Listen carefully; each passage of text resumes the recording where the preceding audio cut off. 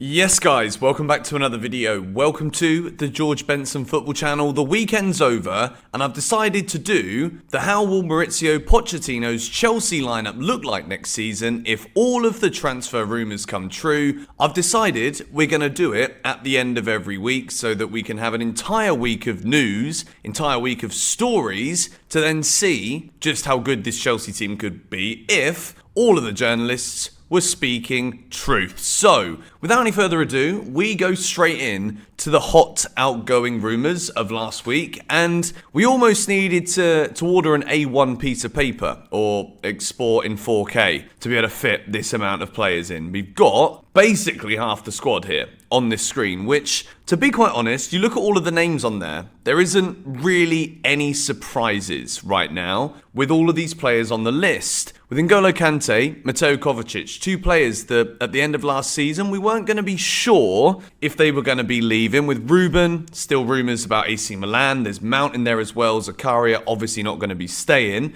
Aubameyang, Pulisic, Joao Felix, Ziyech and Havertz. Havertz is another surprise, and then on the top row, you have also got Chalobah, Mendy, Koulibaly, Aspi, and Cucurella. There's a lot of talks at the moment about Ian Maatsen. Burnley were putting in offers last week of around 15 million. Chelsea want minimum 20 million. Burnley obviously just promoted. They've got to look at the squad they had last season. Probably believe they can stay up even with just that squad, but you need new signings. And Maatsen at 20 million is a big chunk of money. So they're going to try and probably negotiate with Chelsea and see if anything happens with the likes of Cucurella. I said it, I think Cucurella at £60 million.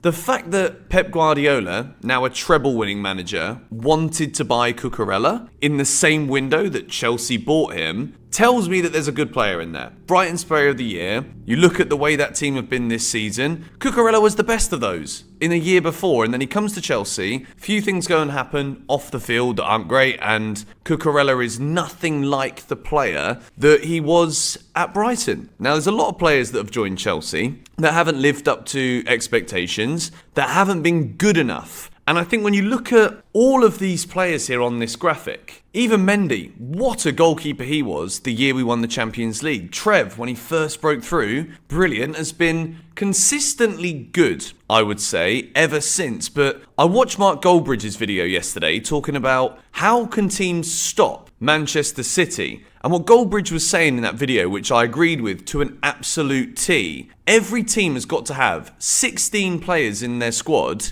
who 8 games minimum out of every 10 are going to play above average and above as good as they can possibly be on average. I think that is a massive point. And when Chelsea look at their squad, last season we might have had the biggest squad, but all of these players here on this outgoing hot rumour screen, they were nowhere near even average, some of them at times. So Chelsea can't compete with Man City if we have got the majority of the squad performing significantly below the average level required to be competitive at the very top in the Premier League. So if we move away from that idea and we look at the 5 players that were most reported about last week, at least from what I've looked at across all different positions, these 5 players were some of the hottest rumours involved with Chelsea Football Club last week. There was Onana and Mike Maignan, but now that Inter Milan have lost the Champions League final, I think with Tottenham going in for David Raya, I think Chelsea will be in prime position now to negotiate with Inter Milan. Not just for Onana, but you've also got Lukaku. I watched him in that final, and I don't ever want to see him anywhere near Chelsea again. If it's any other striker in any other top club in Europe, Inter Milan, at least take Manchester City to extra time in that final. Well done, City, for winning the treble, by the way. Incredible achievement. But Lukaku, nah. So we got to try and somehow use Lukaku in a negotiation for Onana, who, in my opinion,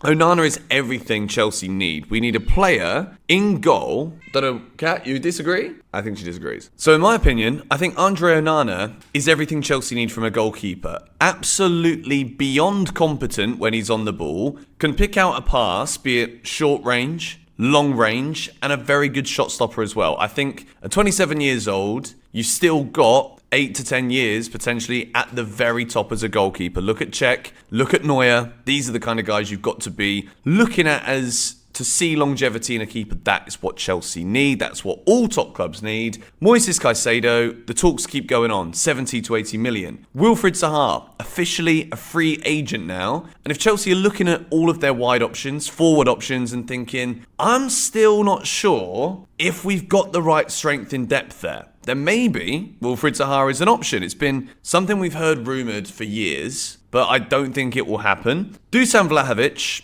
good striker target. Apparently Pochettino sees him as the perfect fit for what he wants to build. And then you've got 31-year-old Neymar, who towards the beginning of last week, I made a video, if you want to go and check it out, discussing why there could be correlation between the reasoning behind Bowley being in Saudi Arabia and potentially Neymar leaving the Qatari-backed Paris Saint-Germain project. So check that video out. But without any further ado, we are going to build the Chelsea team. If all of these hot transfer rumours come true, be it outgoing rumours and also incoming rumours, then this is what Pochettino's potential 4-2-3-1 Chelsea lineup will look like. And what we can expect with this series is every week, this will probably improve. The team that we see will probably get better every single week. So, what we have here, starting off with the goalkeeper and the back line. The only change from last week is Onana. The rumours are getting more concrete, and I do think, be it Chelsea playing with 3 at the back, 4 at the back, Onana is the kind of goalkeeper that can be that extra forward, not forward player, but outfield player to get Chelsea moving with attacks, get Chelsea being quicker when it comes to creating, transitioning. Onana, Chelsea I think need to go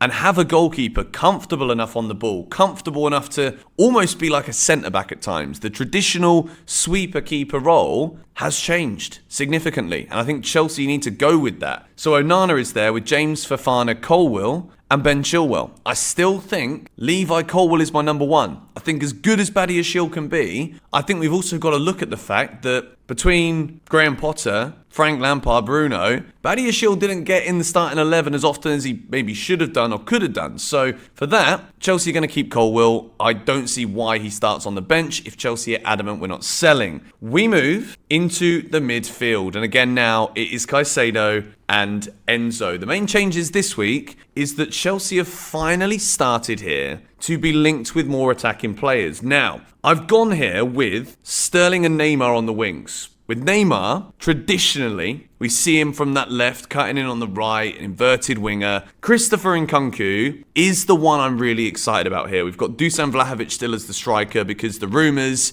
are probably more favourable towards the potential of Chelsea signing Vlahovic over Osimhen. At this point, Victor Osimhen is still absolutely milking the fact that he's won the league with Napoli, won the Golden Boot in Italy. He's posting loads of Instagrams, seemingly very happy in Naples, but is it one of those where it's like, let me just put all of the pictures up on social media, show all of my love and affection because I know I'm about to leave because a big offer's coming in. Maybe Chelsea are that club, maybe they're not, maybe it's PSG, maybe it's Bayern Munich, but Dusan Vlahovic is reportedly Mauricio Pochettino's number one target. So for that reason, when you look at this front four, Raheem Sterling's set to stay at the club. You get an attack-minded manager who wants Chelsea to be playing attacking football, and you get players like Christopher Nkunku in the team, like Neymar potentially, if this one happens, who can interchange in that front line, move central, cut inside, and then you get a player like Vlahovic whose link-up play is absolutely brilliant, makes those runs in behind. I think there is a big opportunity next year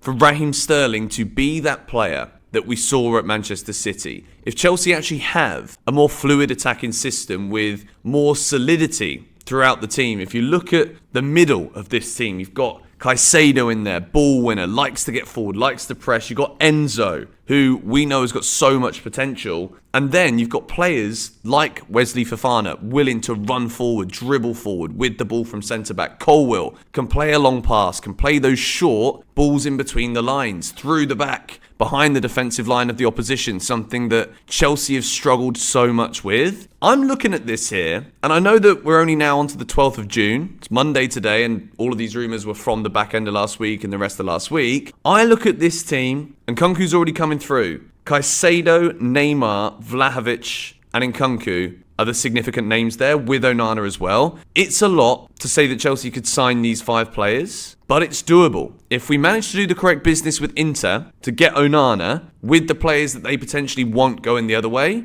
it can work. Caicedo, is the price going to be right? And Nkunku's already come in. Neymar, what is Todd Boehly doing in Saudi? Is there something there that could see new sponsors be able to attract the financial capacity to bring Neymar to the club? And Dusan Vlahovic, what price are we talking from Juve? Will Chelsea go for him? But anyway, this is an interesting series because it takes all of the news videos from across the week. We look at the ones most talked about, look at the rumours that are heating up. We see who's going, we see who's coming in, and we look at the best team that Pochettino can make. If you enjoy it, please hit the like button, subscribe to GBFC if you are new around here, and make sure you join the Telegram, link at the top of the description. We are giving away 2 VIP tickets to the first Premier League home game of the season, and signed Frank Lampard's shirt just in the month of June, and plenty more giveaways to come. So make sure you're following, stay tuned, I'll see you guys later for another video. Come on, you Blues.